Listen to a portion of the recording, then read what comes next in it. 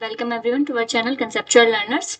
आज हम जो है कंप्यूटर की 5th क्लास स्टार्ट कर रहे हैं। इसका टॉपिक रहेगा कंप्यूटर मेमोरी। जैसे कि आप सबको पता है कि जो कंप्यूटर की मेमोरी होती है वो एक इंपॉर्टेंट एलिमेंट होता है जो कंप्यूटर सिस्टम होता है उसका। ये डाटा को स्टोर करता है, इंस्ट्रक्शंस को स्टोर करता है, जो भी प्रोसेसिंग के रिक्वायर्ड होते हैं और उसी के अकॉर्डिंग जो रिजल्ट है वो आपको देता है।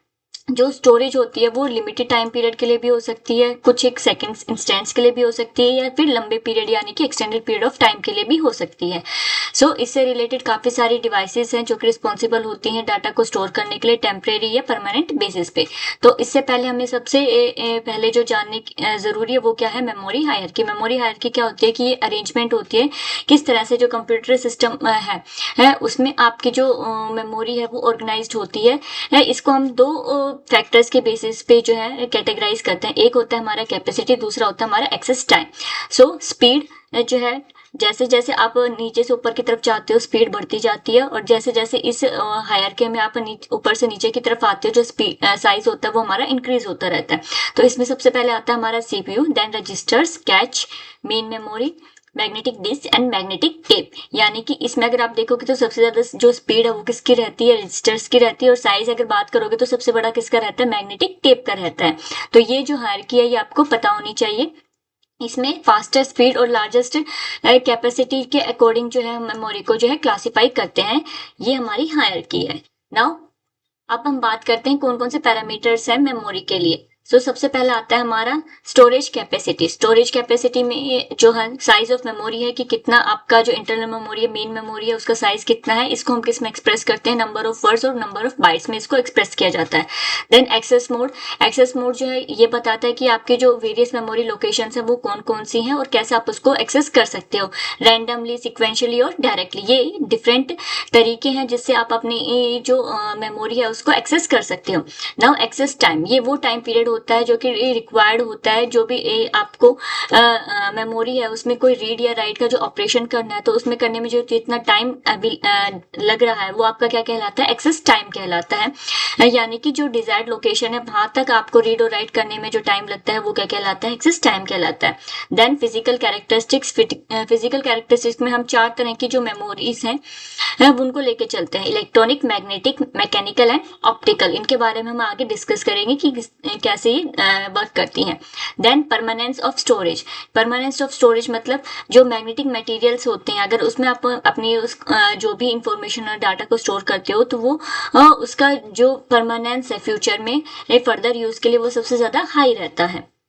नाउ आप बात करते हैं टाइप्स ऑफ मेमोरी की। तो मेमोरी को जो हम 2 कैटेगरीज में डिवाइड करते हैं, प्राइमरी मेमोरी और main memory, and secondary secondary memory और ऑक्सिलरी मेमोरी। सबसे पहले हम बात करेंगे प्राइमरी मेमोरी की। जो प्राइमरी मेमोरी होती है ये डायरेक्टली कम्युनिकेट करती है सीपीयू के साथ, इसीलिए हम इसको क्या कहते हैं, मेन मेमोरी कहते हैं। इंटरनल मेमोरी और प्राइमरी मेमोरी के ही नेम्स है। जो प्राइमरी मेमोरी होती है ये अलाउ करती है कंप्यूटर को डाटा को स्टोर करने के लिए इमीडिएटली। अगर आपको कुछ मैनिपुलेशन करना है या जो कंप्यूटर में करंटली जो प्रोसेसिंग हो रही है उसका ट्रैक रखने के लिए हम किसका यूज करते हैं, प्राइमरी मेमोरी का यूज करते हैं। इसकी जो स्टोरेज कैपेसिटी होती है वो बहुत लिमिटेड होती है। ये वोलेटाइल होती है नेचर में। वोलेटाइल मीन्स क्या होती है, अगर आप कंप्यूटर पे वर्क कर रहे हैं और एकदम से अगर आपका पावर स्विच ऑफ हो जाता है तो जो भी इंफॉर्मेशन डाटा उस टाइम पे उसमें होगा वो जो है वो लॉस्ट हो जाएगा फॉर एवर के लिए। इसलिए ये क्या है, वोलेटाइल नेचर होता है इसका। इसके बाद जो प्राइमरी मेमोरी है उसको हम फर्दर 2 कैटेगरीज में डिवाइड करते हैं, random access memory and read only memory.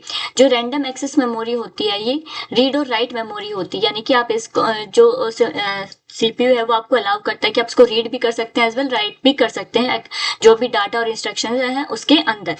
ये टेम्परेरी स्टोरेज के लिए यूज होता है, जो भी इनपुट डाटा, आउटपुट डाटा या इंटरमीडिएट जो भी रिजल्ट है उनको टेम्परेरी अगर स्टोरेज करना है तो हम किसका यूज करते हैं, हम रैम का यूज करते हैं। रीड एंड राइटेबल होती है ये। इसके बाद जो रैम होती है उसको हम 2 कैटेगरीज में डिवाइड करते हैं। पहली होती है हमारी डायनामिक रैम। डायनामिक रैम या डी रैम जो ये है ये किसकी बनी होती है, मेमोरी सेल्स की बनी रहती है, और हर एक जो सेल है वो हमारे एक कैपेसिटर और एक ट्रांजिस्टर का बना हुआ होता है। इसको कंटिन्यूसली रिफ्रेश करने की जरूरत पड़ती है अगर आपको इसमें इंफॉर्मेशन को स्टोर करना होता है तो, इसीलिए ये स्लो मेमोरी होती है, लेस एक्सपेंसिव है और काफी कम जो स्पेस है वो आपके कंप्यूटर मदरबोर्ड जो सिस्टम है उसमें ऑक्यूपाई करती है। Now next is static RAM. Static RAM जो है उसमें हमारा क्या आता है, जो ये भी जितनी देर तक आप अपनी मेमोरी चिप में पावर सप्लाई करते रहोगे उतनी देर तक जो है ये आपका डाटा जो है उसको स्टोर करेगी। इसको कंटिन्यूसली रिफ्रेश करने की ज़रूरत नहीं पड़ती है। और इसमें जो है मल्टीपल ट्रांजिस्टर्स जो है वो इस हर एक मेमोरी सेल में इसके अंदर होते हैं। इसके अंदर कैपेसिटर्स का यूज़ नहीं होता है। ये जो है कैच मेमोरी जो है उसका यूज़ करती है, क्योंकि इसकी जो स्पीड होती है वो काफ़ी ज़्यादा होती है। हमने अभी हायरार्की में देखा था कि जो कैच है मेमोरी होती है वो रजिस्टर्स के बाद सेकंड नंबर पे आती है। इसलिए जो SRAM होती है वो क्या है, हमारी एक्सपेंसिव होती है और फास्टर होती है DRAM के कंपैरिजन में। सो रैंडम एक्सेस मेमोरी ये जो है रैम, इसको शॉर्ट फॉर्म में बोलते हैं, रीड एंड राइटेबल मेमोरी होती है। इसका जो है दो कैटेगरीज में आप इसको डिवाइड करते हो, डायनामिक रैम और स्टैटिक रैम। डायनामिक रैम जो है वो मेमोरी सेल्स की बनी होती है। हर एक जो मेमोरी सेल होता है वो एक कैपेसिटर और एक ट्रांजिस्टर का बना हुआ होता है। कंटिन्यूसली इसको रिफ्रेश करने की जरूरत पड़ती है। स्लो होती है, लेस एक्सपेंसिव होती है, लेस स्पेस ऑक्यूपाई करती है आपके कंप्यूटर सिस्टम या के अंदर। स्टैटिक रैम जो होती है वो जब तक आप मेमोरी चिप को पावर सप्लाई देते रहोगे तब तक वो डाटा को रिटेन करके रखेगी। इसको कंटिन्यूसली रिफ्रेश करने की जरूरत नहीं पड़ती है। मल्टीपल ट्रांजिस्टर्स का ये यूज करती है। इसमें कैपेसिटर्स नहीं होते हैं। कैच मेमोरी का यूज करती है क्योंकि इसकी स्पीड हाई होती है। ज्यादा एक्सपेंसिव होती है क्योंकि ये फास्टर है किसके कंपैरिजन में, DRAM के कंपैरिजन में। Now second is read only memory. इसमें रीड ओनली मेमोरी क्या होती है, ये नॉन वॉलेटाइल मेमोरी होती है, यानी कि अगर आप एक बार पावर ऑफ कर देते हो तो आपकी जो इन्फॉर्मेशन है वो लॉस्ट नहीं होगी, वो उसमें परमानेंटली स्टोर हो जाती है। इसके does not loss it's contents when the power is switched off. जो डाटा और इंस्ट्रक्शंस होते हैं रोम के अंदर वो एक बार ही ये जो है आप इसके दे सकते हो, बार बार आप इसको जो है राइट नहीं कर सकते हो। जैसे कि आप रैंडम एक्सेस मेमोरी रैम में कर रहे थे, बार बार उसको आप राइट कर सकते थे, लेकिन रीड ओनली मेमोरी में आप एक बार ही, जब आपका जो मदरबोर्ड जो मैन्युफैक्चरिंग के टाइम पे प्रोग्रामिंग की जाती है उसी टाइम पे आप इसको राइटेबल कर सकते हो। रीप्रोग्राम और री रिटर्न जो है वो ये नहीं देता है। नाउ नेक्स्ट इज जो टाइप्स हैं उसकी बात करते हैं। जो रोम है उसको 3 कैटेगरीज में डिवाइड किया जाता है। 3 टाइप्स से होती हैं, programmable ROM, erasable ROM and electrically erasable ROM. So programmable जो रोम होती है वो नॉन वोलेटाइल होती है। एक बार आप इसको प्रोग्राम कर देते हो तो उसको आप दोबारा चेंज नहीं कर सकते, यानी कि वन टाइम प्रोग्रामेबल डिवाइस है।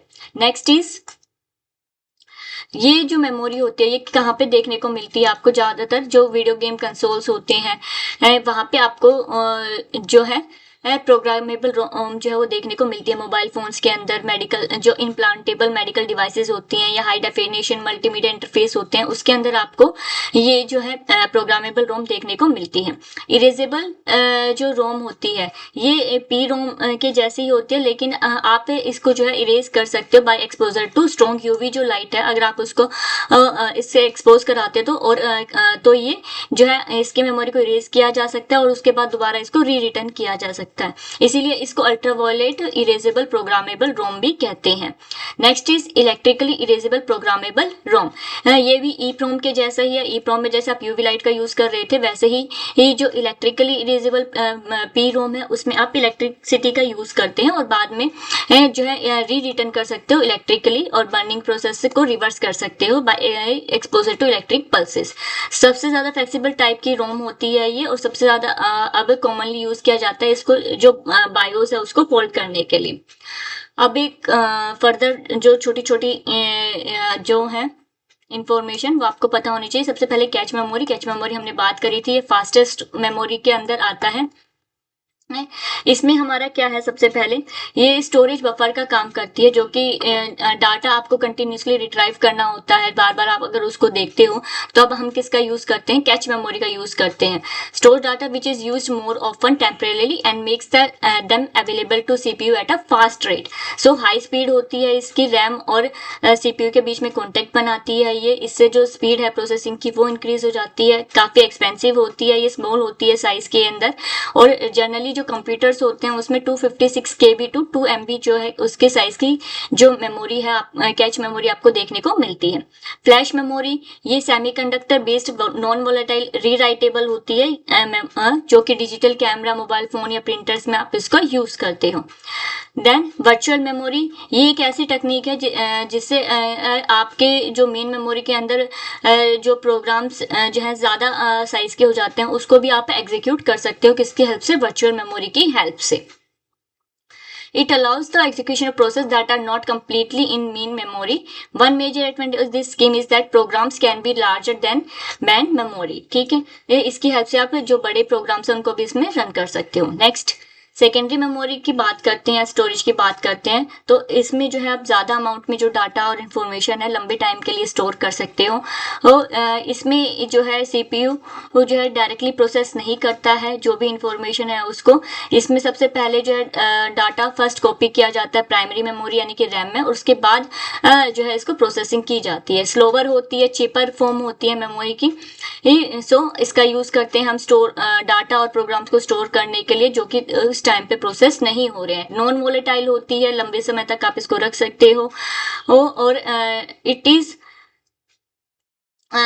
जब आपकी मर्जी चाहे होती है तब आप इसको ओवरराइट या डिलीट कर सकते हो, तब वरना अदरवाइज ये आपके कंप्यूटर सिस्टम में ही रहती है यानी कि परमानेंट स्टोरेज की तरह काम करती है।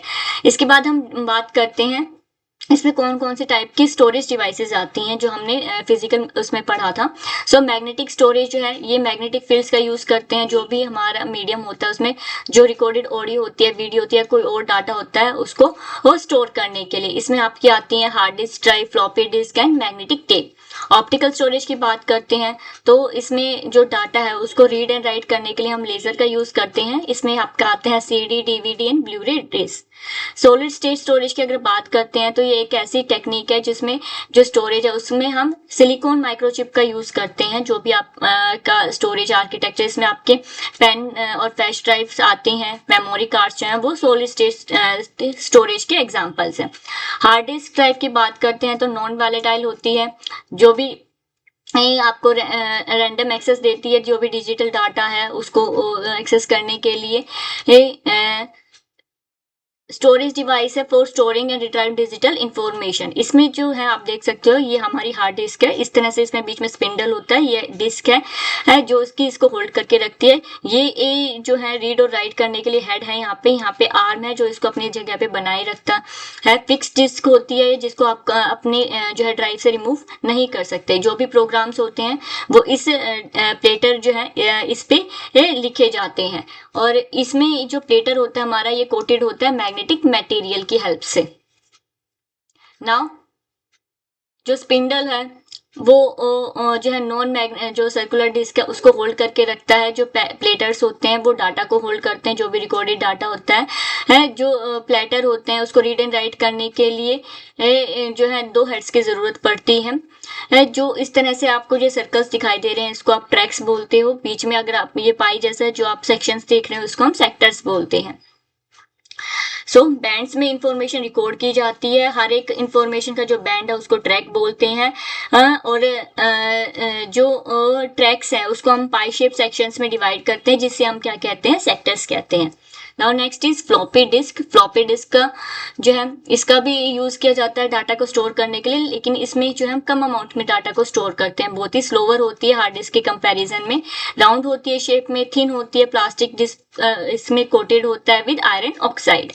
जो 3 टाइप्स की आपको ये देखने को मिलती है।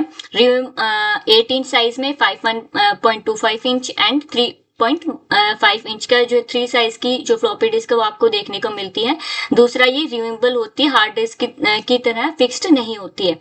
मैग्नेटिक टेप की बात करते हैं तो इसमें मैग्नेटिक मटेरियल की कोटिंग होती है जो कि डाटा को परमानेंटली स्टोर करके रखती है। इसके बाद इसमें आप रीड और रिकॉर्ड दोनों कर सकते हो। जो डाटा है उसको मैक्सिमम डाटा जो है वो होल्ड करके रखती है सिक्वेंशियली जो फॉर्म है उसमें। तो इसका यूज हम करते हैं जो बैकअप डाटा होता है उसको स्टोर करने के लिए, या कोई भी और अदर इन्फॉर्मेशन जो आप जो है फ्रिक्वेंटली जिसको यूज नहीं करते और आपको एक जगह से दूसरी जगह पे ट्रांसफर करनी है, तब हम मैग्नेटिक टेप का यूज करते हैं। मैग्नेटिक टेप में हमारे आते हैं नेक्स्ट इज सीडी सबसे ज़्यादा पॉपुलर और लीस्ट एक्सपेंसिव टाइप की ऑप्टिकल डिस्क है ये। इसमें हम लेज़र का यूज़ करते हैं रीड एंड राइट करने के लिए है, और साथ में जो डिजिटल ऑडियो है उसको भी स्टोर करने के लिए हम सीडी का यूज़ करते हैं। सो डिफरेंट टाइप की जो आपको सीडी है वो देखने को मिलती है। CD ROM, compact disc read only memory, CDR compact disc recordable, CDRW compact disc rewritable. So ये डिफरेंट टाइप की सीडी है। Next is digital video disc यानी कि डीवीडी। ये भी सीडी की तरह ही वर्क करती है। डीवीडी जो है उसको सुपर डेंसिटी डिस्क भी बोला जाता है या डिजिटल वर्सटाइल डिस्क। फर्क क्या होता है, ये भी ऑप्टिकल डिस्क स्टोरेज मीडिया का टाइप है। इसमें जो सीडी के कंपैरिजन में आपको हाई स्टोरेज कैपेसिटी देखने को मिलती है। दोनों का साइज सेम होता है, लेकिन जो डीवीडी होती है इसमें आप ज्यादा डाटा स्टोर कर सकते हो, ज्यादा इन्फॉर्मेशन को स्टोर कर सकते हो एज कम्पेयर टू सीडी। आपको अलग अलग साइज की जो डीवीडीज हैं वो देखने को मिल जाती हैं। 4.7 GB से लेकर 17.8 GB तक की आपको जो है डीवीडी देखने को मिलती हैं। अलग अलग इसमें वेराइटीज आती हैं, डीवीडी रोम, DVD-R, DVD-RW। सो रिकॉर्डेबल भी होती है, ये रीराइटेबल भी होती है एंड रीड ओनली भी होती है। सो अलग अलग टाइप की यहाँ पे वेराइटी जैसे आपको सीडी में देखने को मिलती है वैसे ही आपको डीवीडी में भी देखने को मिलती है। दोनों ही लेजर टाइप की स्टोरेज डिवाइसेस हैं। नाउ नेक्स्ट इज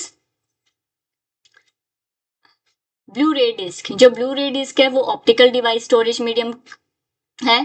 डीवीडी वाला ही फॉर्मेट इसमें आपको देखने को मिलता है। इसमें भी जो साइज होता है वो काफी इसका बड़ा हो जाता है। डाटा को स्टोर करने 25 GB तक जो है पर लेयर जो है स्पेस आपको मिलता है ब्लू रे जो डिस्क है उसमें इंफॉर्मेशन को स्टोर करने के लिए।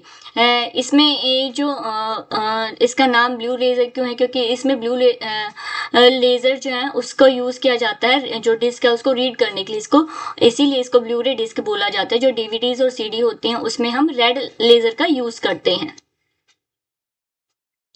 अब अगर हम बात करते हैं कि जिस रेट पे डाटा जो है राइट किया जा रहा है या रीड किया जा रहा है उस रेट को हम क्या बोलते हैं, डाटा ट्रांसफर रेट, एक डिस्क से दूसरी डिस्क में।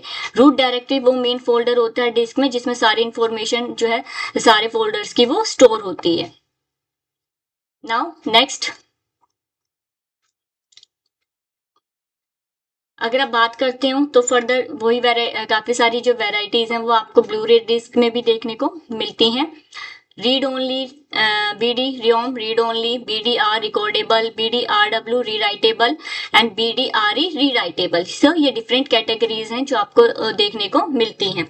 जो एक ब्लू रे होती है वो ऑलमोस्ट 5 टाइम्स मोर डाटा जो है वो होल्ड कर सकती है एक सिंगल डीवीडी के कंपैरिजन में। Now next is pen drive और थंब ड्राइव। पेन ड्राइव और थंब ड्राइव की अगर हम बात करते हैं तो इसको हम फ्लैश ड्राइव भी बोलते हैं। ये आपका पोर्टेबल यूएसबी की फॉर्म में आपको देखने को मिलती है। इसमें जो आप इसको अपने अकॉर्डिंग रिमूव कर सकते हो, रीराइट कर सकते हो और काफ़ी छोटी होती है साइज में फ्लॉपी डिस्क के कंपैरिजन में। आपको डिफरेंट स्टोरेज कैपेसिटी में ये मिलती है 256 MB, 512 MB, 1 GB, 4 GB, 16 GB और अप टू 64 GB की आपको फ्लैश ड्राइव या पेन ड्राइव देखने को मिलती हैं। सबसे ईजी और फास्ट मीडियम है जो भी इंफॉर्मेशन है कंप्यूटर से एक जगह से दूसरी जगह पर ट्रांसफर करने के लिए। Next is memory cards. ये भी जो है चिप की फॉर्म में जो है आपको ये डाटा स्टोर करने की जो है एडवांटेज आपको यहाँ पे मिलती है। जो भी इलेक्ट्रॉनिक डिवाइसेस होते हैं, डिजिटल कैमरा होते हैं, मोबाइल फोन्स होते हैं, लैपटॉप कंप्यूटर, तो सब में आपको जो है मेमोरी कार्ड्स जो है वो देखने को मिलते हैं। रिकॉर्डेबल होते हैं, स्मॉल होते हैं साइज में, पोर्टेबल होते हैं, अपने अकॉर्डिंग आप इनको रिमूव कर सकते हो या डाल सकते हो और काफ़ी ज़्यादा लाइट वेट होते हैं। सो ये डिफरेंट टाइप की मेमोरी डिवाइसेस थी। यहाँ पे एक जो है आपको टेबल गिवन है जिसमें आप जो है सेकेंडरी मेमोरी डिवाइसेस और उनके स्टोरेज मेथड देख सकते हो और उनकी कैपेसिटी देख सकते हो। सो फ्लॉपी डिस्क की हमने बात करी थी। ये 3 टाइप्स की फ्लॉपी डिस्क होती है अलग अलग साइज में। 8 इंची सबसे छोटी होती है। मैग्नेटिक स्टोरेज मेथड होता है, इसमें मैग्नेटिक उसकी कोटिंग होती है मटेरियल की 80 KB से 242 KB तक। देन जैसे जैसे साइज इंक्रीज होता है वैसे वैसे उसकी कैपेसिटी भी इंक्रीज होती है, लेकिन मैक्सिमम आपको 1.2 MB तक ही जो स्टोरेज कैपेसिटी है वो देखने को मिलती है। देन ऑप्टिकल की बात करते हैं तो उसमें CD रोम और DVD रोम आते हैं। अलग अलग आपको यहाँ पे कैपेसिटी जो है वो देखने को मिलती है। पेन ड्राइव जो है वो सॉलिड स्टेट में आती है। मैग्नेटिक टेप जो है वो मैग्नेटिक, इसमें आपको अप टू 1 TB तक आप जो है इंफॉर्मेशन या डाटा को स्टोर कर सकते हो। नाउ एक फर्दर जो टेबल है ये आपको पता होना चाहिए। ये कन्वर्जन्स काफी बार एग्जाम्स में पूछे जाते हैं। जो 1 बिट होता है, 1 बिट में आपके बाइनरी डिजिट्स आते हैं 0 या 1। 4 बिट मिला के जो है एक निबल बनाते हैं। 8 बिट्स जो है वो किसके इक्वल होते हैं, 1 बाइट के इक्वल होते हैं। और 1 बाइट जो है वो 2 निबल्स के बराबर होती है, 2 निबल्स यानी कि 8 बिट्स। देन ये काफी बार जो डाटा है इस टेबल में से काफी बार पूछा जाता है एग्जाम्स में, सो आपको ये याद होना चाहिए। 1024 बाइट्स जो है 1 केबी बनाती हैं। 1 किलोबाइट छोटी छोटी फॉर्म्स फुल फॉर्म्स हैं। एमबी की full form megabyte, GB gigabyte, TB terabyte. So ये आपको पता होनी चाहिए। और इसमें कितने ये जो स्मॉल जो यूनिट्स हैं वो आपको पता होना चाहिए कि कितना मिला के कितना बड़ी मेजरमेंट यहाँ पे बन रही है। 1024 KB 1 MB के बराबर होता है। 1024 MB 1 GB के बराबर होता है। 1024 GB 1 TB के बराबर होता है। इसी तरह से फर्दर आपको ये पता होनी चाहिए। सो बिट जो है वो स्मॉलेस्ट मेमोरी मेजरमेंट यूनिट है। और जो जियो बाइट है वो मैक्सिमम जो है वो रिप्रेजेंट करती है। 1024 ब्रोंटो बाइट मिलके एक जियो बाइट को बनाते हैं। सो आई होप आपको वीडियो अच्छी लगी होगी। चैनल को लाइक शेयर सब्सक्राइब करेंगे। Thank you.